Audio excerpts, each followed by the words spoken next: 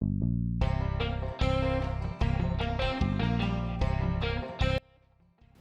I'm working on a board that I had started the day before.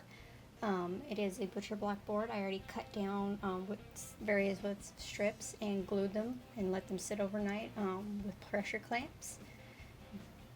Now I'm just going to try and rough cut my ends, and then I will run it through the planer several times, trying to get things smooth and even. It makes it much easier to work with instead of trying to hand sand it down. My planer got clogged here, so I had to clean it out.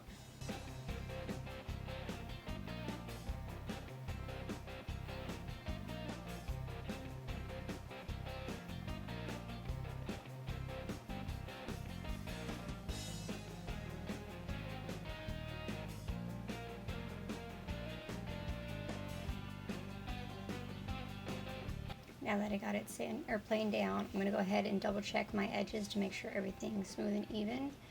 I had a little trouble with my table saw that day, so I had to cut it an extra few times. Then I go ahead and I sand everything down. I do a 40 or a 60 grit sandpaper to start, and then I move up to higher grits to 120, 220, and then I hand sand with a 300 and a 400 grit paper. When I start getting to the higher grits, I do wet down my board with a wet rag. It causes the fibers of the wood to stand up, so I'll go back and resand it, and it just makes sure everything stays smooth.